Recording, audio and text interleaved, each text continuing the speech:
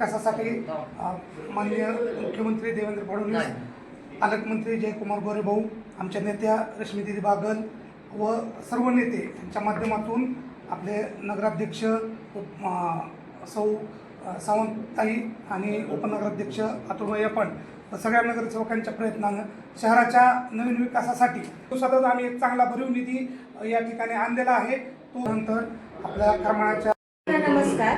सर्व पत्रकार बांधवांना सांगण्यात आनंद होत आहे की सोलापूर जिल्ह्याचे पालकमंत्री माननीय नामदार श्री जयकुमार गोरे साहेब यांच्या विशेष सहकार्याने आज करमाळा शहरासाठी भरघोस निधी प्राप्त झालेला आहे. त्याबद्दल मी नगराध्यक्षा मोहिनी संजय सावंत, उपाध्यक्ष अतुलभाई अखंड, सर्व नगरसेवक, करमाळा नगरमंत्री महोदय यांनी आपल्या शहराच्या विकास कामासाठी खालीलप्रमाणे निधी उपलब्ध करून दिलेला आहे. यामध्ये महाराष्ट्र सुवर्ण जयंती नगरोत्थान अभियान जिल्हास्तर या योजनेअंतर्गत पुढील प्रमाणे निधी दिलेला आहे. पहिला आहे छत्रपती शिवाजी महाराज यांच्या अश्वरूढ पुतळ्याचा परिसर सुशोभीकरण करणे. या कामासाठी रुपये 45,67,828 इतका निधी प्राप्त झालेला आहे. तसेच संगम चौक ते महात्मा गांधी पुतळा रस्ता डांबरीकरण करणे. या कामासाठी रक्कम 1,31,31,988 इतका निधी प्राप्त झालेला आहे. आणि तिसरा आहे चांदगुड गल्ली येथील अभिमान चांदगुडे घर ते राऊत घर रस्ता काँक्रिटीकरण करणे.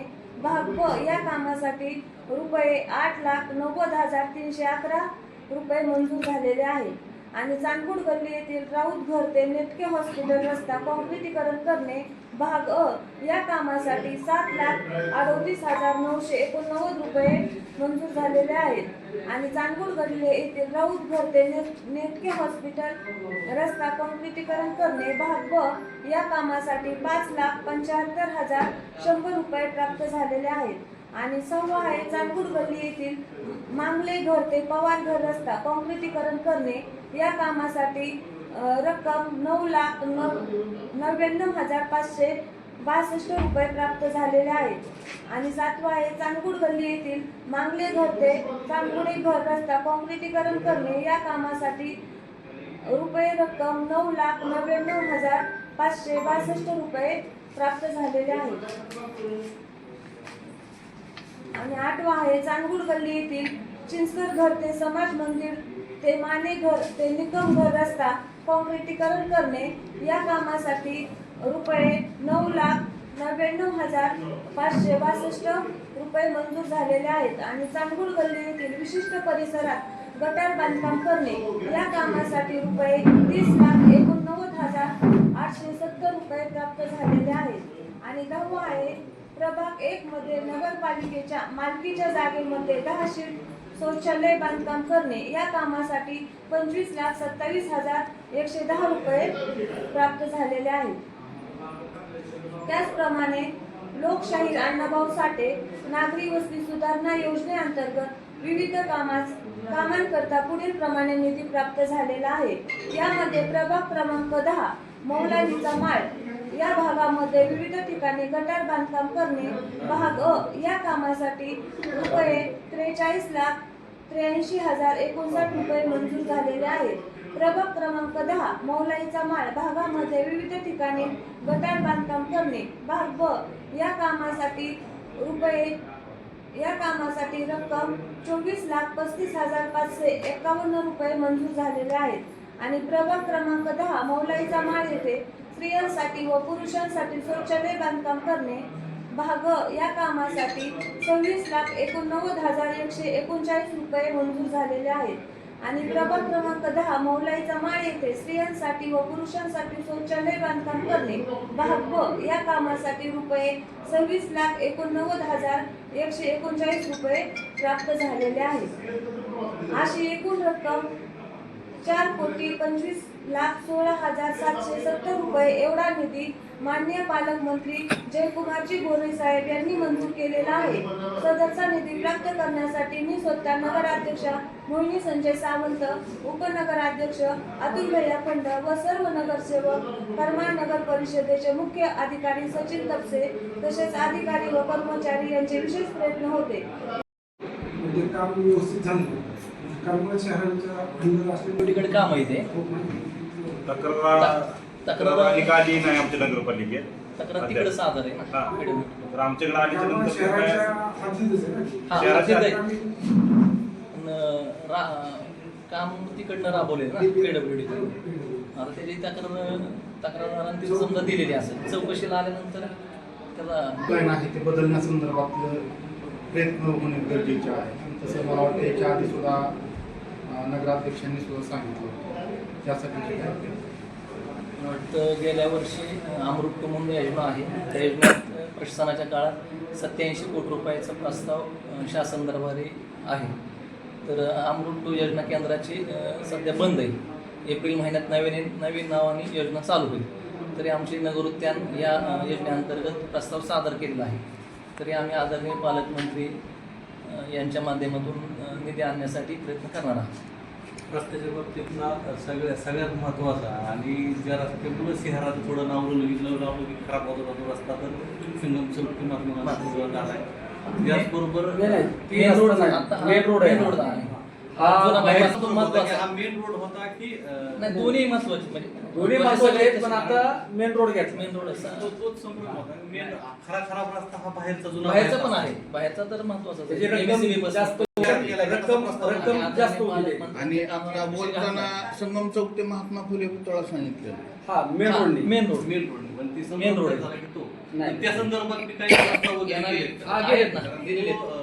पालकमंत्री संगम चौक ते महात्मा फुले पुतळा हा main main road Mahatma Gandhi Mahatma Gandhi म्हणजे सुभाष चौक जय महाराज चौक असा- असा. सुंदर चौक त्या रस्त्यासंदर्भात तसा प्रस्ताव वगैरे केला. पुण्यात जिल्हा नियोजनची पहिली मीटिंग होती त्यावेळेस पालकमंत्री साहेबांनी आम्हाला शब्द दिलेला आहे की भरघोस निधी देऊ. त्यावेळेस आम्ही प्रधानमंत्री तो रस्ता घेणार आहे.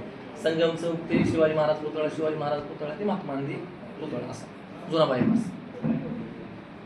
तसे कॉन्क्रीट करणं हां कॉन्क्रीट करणं कामं भरपूर आहे. तसं प्रशासनाच्या म्हणजे पाठीमागच्या 3 वर्षाच्या काळातलं लाईट बिल मला वाटतं 1,16,00,000 16 लाख रुपये आणि थकीत आहे. पाणीपट्टी 18 लाख रुपये थकीत आहे म्हणजे ह्याची 1,16,00,000 उजनीची. लाईट बिल उजनी धरणाचं आपल्या पाणी थकीत होतं आणि 24 लाख रुपये स्टेट लाईटचं. त्याच्यामधलं आपण 1 कोटी रुपये लाईट बिल भरलेलं आहे. शहरातील लोकांनी आता आपल्याला घरपट्टीच्या वसुली ह्याच्यात मदत केली.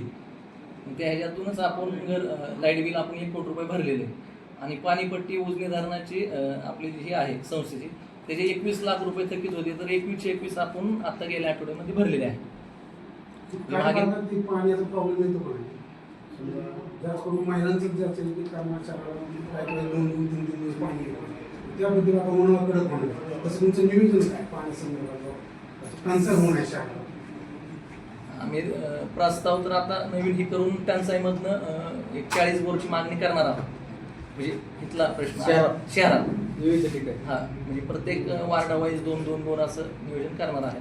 म्हणजे इथल्या पाण्यासंदर्भात आणि आता सध्या तर मोटरींचं काम झाल्यामुळं मला नाही वाटत उन्हाळ्यात म्हणजे नागरिकांना त्रास होईल. म्हणजे त्याची काळजी आम्ही सर्वजण घेतो आहोत. लाईटीचा प्रस्ताव दिला. हा लाईटचाही प्रस्ताव सध्या जिओ सबस्टेशनवरून आपल्याला लाईट आहे.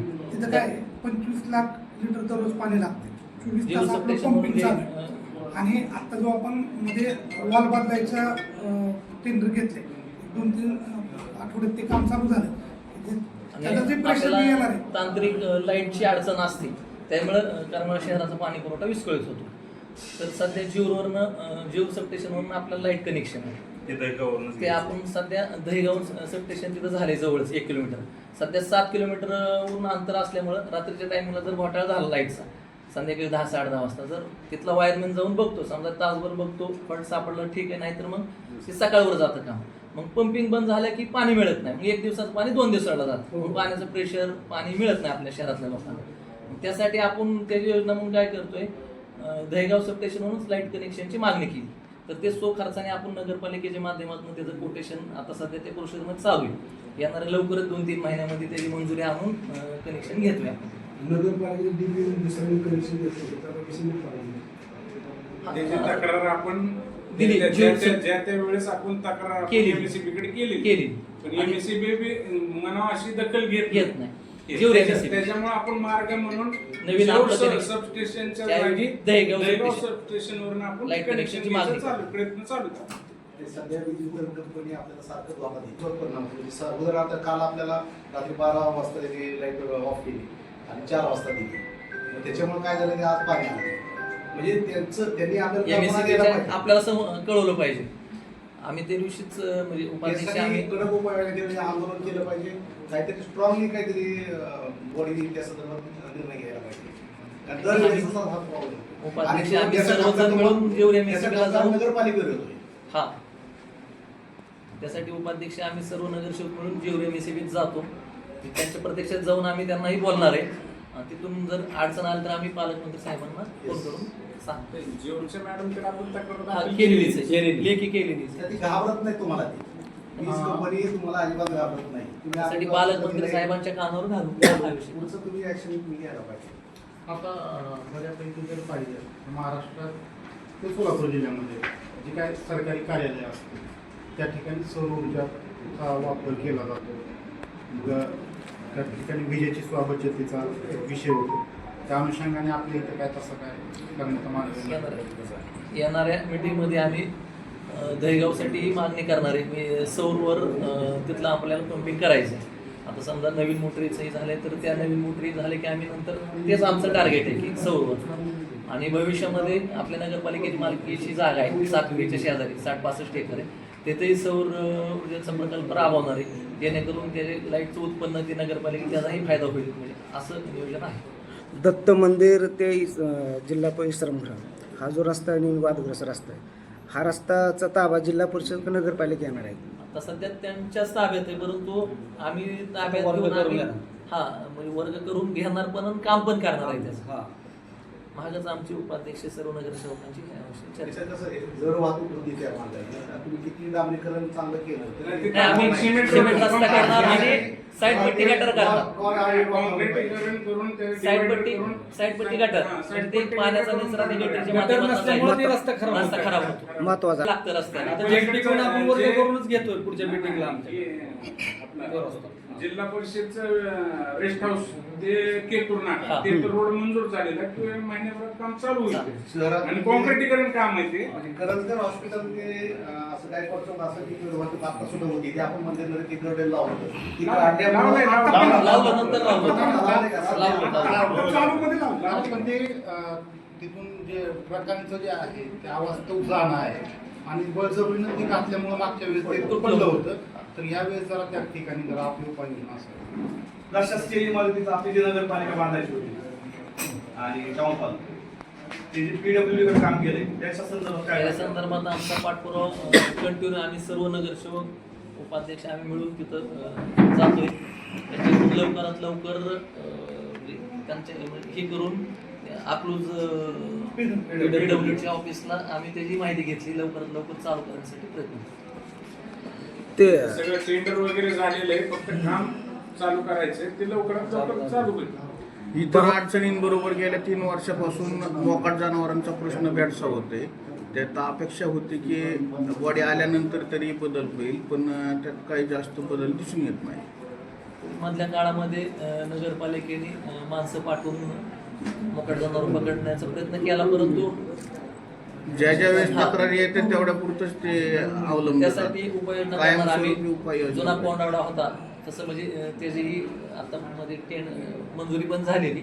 नवीन कोंडावडा घेऊन त्यासाठी कायमचाच बंदोबस्त करतो. शहराचं पाणी जे खाली भवन नाक्याच्या विहिरीमध्ये जातं तर तिथून जे बॉक्स तुंबलेले आहेत तिथून पाणीच पुढं जात नाही त्यामुळे ते गटारी तुंबते सगळे.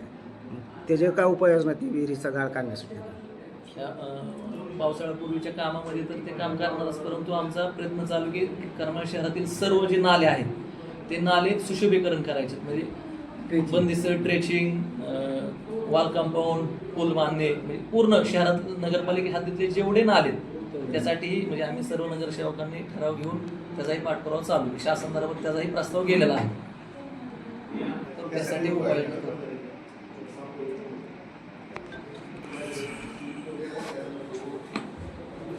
मध्ये घ्या